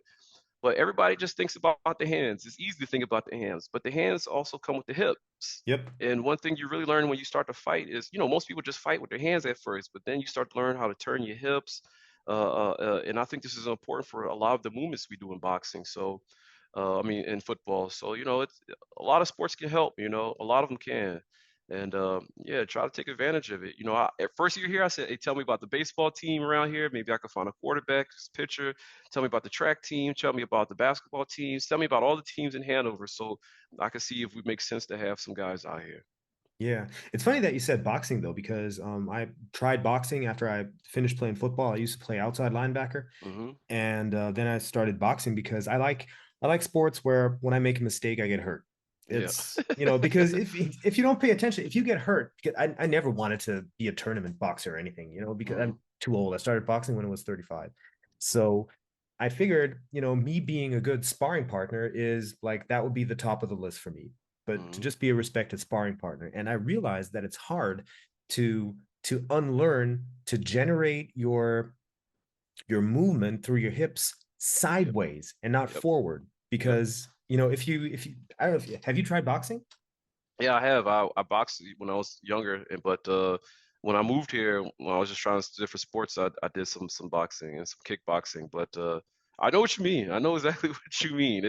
It's tough. It's tough, and it makes you learn how to shift your weight Yep. and be on your toes. And I think it's a unique thing. And one thing for me specifically, I remember thinking, well, when I started sparring and keeping my hands up for somebody punching me, when they first started happening, I felt like it was coming 100 miles per hour every single Yeah. time, and then eventually you recognize, oh, okay, you can, it slows down for you.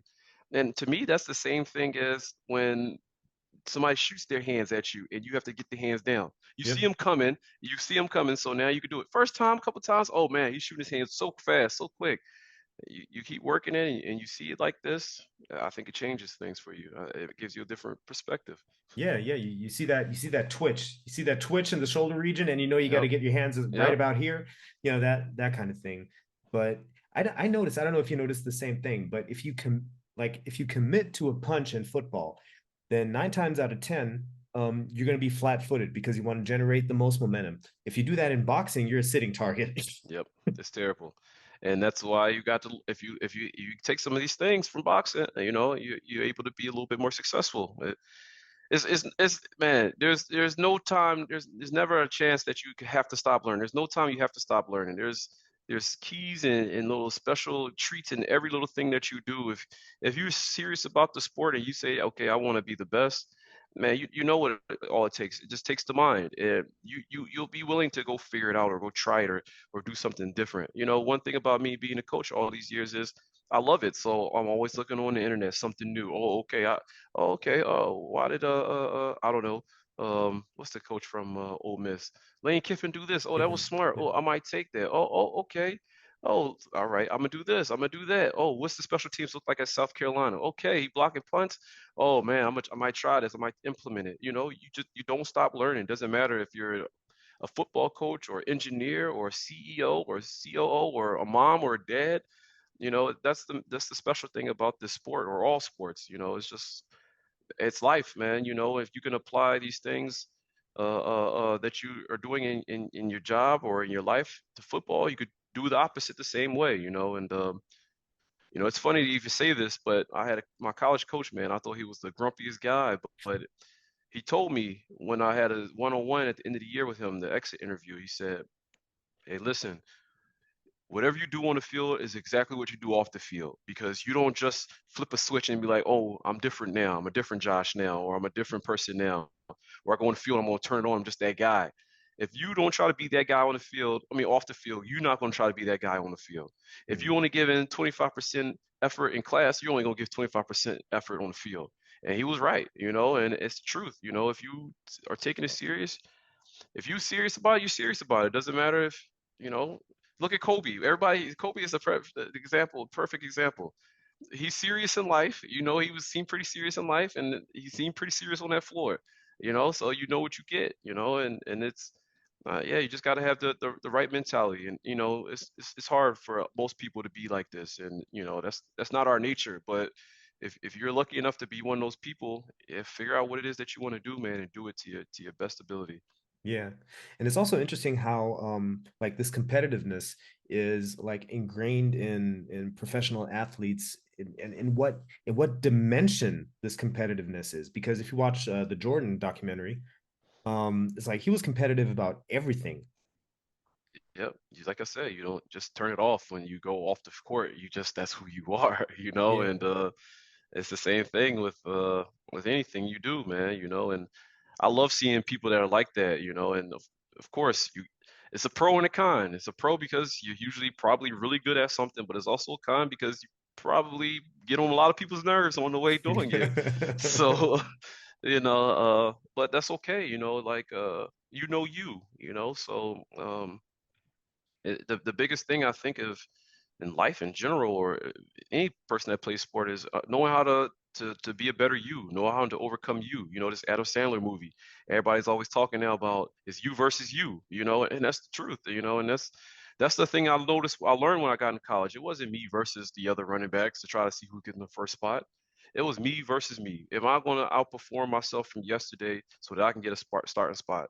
And maybe I learned it too late, and that's okay. This is my path, but yeah, it is you versus you. It's always you versus you. It doesn't matter what the aspect is. So, yeah, you just go out there, be a little bit better than you was yesterday, man, and it's a good day. Would you have liked to go on to the pros? To be honest, of course, who doesn't? Of course, I would love to have that money to provide for my family.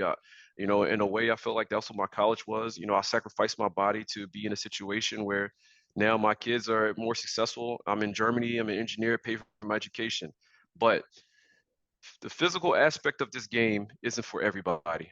Yeah. And after a while, if it's not fun for you no more, it's a matter of it's a mental thing for you. Then you're thinking, do I want to continue to put my body through this if I'm not 100% into it? Because playing this at the Division One, I went to UAB. We're Mm. Division One, but we're a lower league Division One, Conference USA. You play at a Alabama or a Georgia. I mean, you're basically playing like Sunday already in college, and then you have to go try to do that for another few years.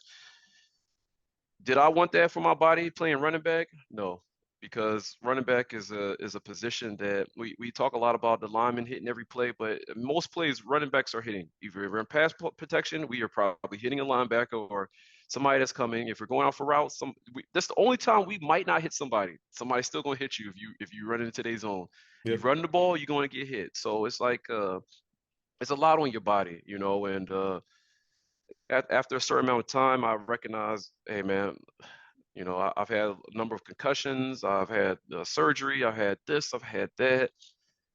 Is it worth it for me to have a free education? Yes.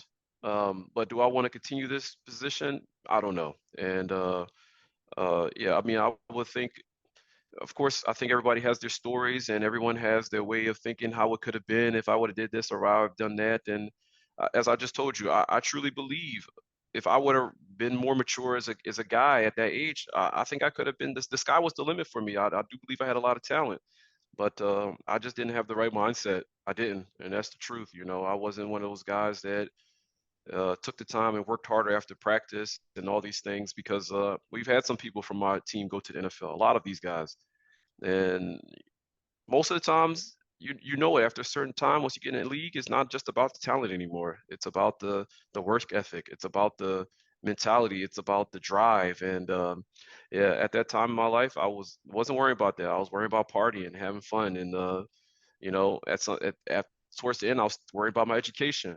And I think like I said, it's my path, and it worked out. But yeah, I'm okay with not having ever gone on there. Or it's nice to see guys that went and they can tell me their stories, and coach guys that went and they can tell me their stories because yeah, it's not for everybody. Yeah, I appreciate your honesty and thanks for being open about that. Because I think it all happens for a reason. And maybe in the end you're happier now than you would have been, like all banged up and drinking your breakfast through a straw because you got CTE, all Yeah. that kind of stuff. So I mean, there's a lot of things that go into that, and yeah, especially running back because it's not only the hitting, it's also the twisting. I mean, you get your ligaments turned and jerked around every time you carry the ball. And yeah, I totally understand that. But after having played in Division 1, and of course Division 1 coaching is very, very different from Division 4 coaching in Germany. Um, do you still encourage full speed hitting in practice? Nope. When I was in college, Thought I so. thought the thing that we learned was thud. That was our thing. And we see it on NFL Network and these what's it called, Hard Knocks. It's thud. It's hard to get these guys going and bang all year round. The one thing that's really important is just load management and the banging that they do. We had a full day. I try not to bang with my guys, but when we do, every now and then, uh, you got to make sure it's a good day. You got to make sure that people are taken care of. You got to make sure that you take full advantage of the game that day, to make sure that you guys are being physical. But you could still be physical without having to take people to the ground. Hmm. This is the most important thing. With football, I mean, yeah, of course, in the game, take them down by any means necessary. That's how you should play. You want to get the guys down. But in practice, man, thud. Give me the get hit, wrap them up, let them go. All right. This is how you need to do it just to keep yourself healthy. You want to keep the other guys healthy, but yeah, I don't encourage it. Um, Now, I mean, I haven't had many guys with concussions on my team since I've started. Maybe one or two concussions since I've been there, but yeah, it's more so just because I want the guys to stay healthy and I want them to enjoy the game. This isn't they're not getting paid for this, so it's not my intention to say I want you to go out there and just hit each other all day. Because I know there was times where they did do that, Hmm. at the beginning stages of this club, and yeah, the old school coaches they had was just go hit, go hit, go hit. But yeah, for me, it's just always about the leverage, and of course, being physical is one thing, but um, I know my guys are physical, and we train to be physical, and when we have to, we do. But once you get that aspect out the way, then yeah, I'm more so for taking care of the guys. Cool. Then just to wrap it up, what are your expectations for the game on Sunday? Oh, I would say my expectations for my team is to go out there and execute. I can't specifically say we're going to win, we're going to lose, but I also would like them to give the full effort. It doesn't matter if you're David or you're Goliath.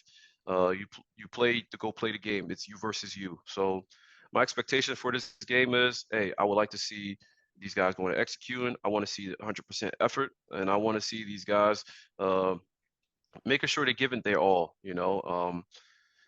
Hey, maybe we keep something close. That would be ideal for me. Just like I tell the guys, I love football, and every time so we get a chance, it's always an interview for us for whatever it is that you want to do next. And you know, m- I don't know how long I'll be with this team. Maybe I'm here another 4 years or another 10 years, but I would like the people to know that this team is a well-coached team, that they play hard, that there's something behind it, that whatever they're doing in the kitchen, maybe I should look at the recipe, and so my expectations for my guys are just that, to continue our brand of football.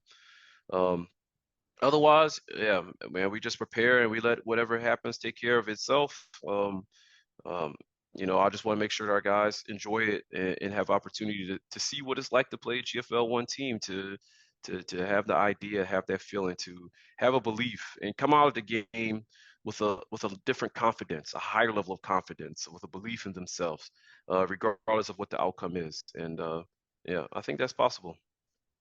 All right, man. Thank you so much for the great interview, and thank you so much for your time. Yeah, man. Thank you. Ladies and gentlemen, Joshua Fitzgerald.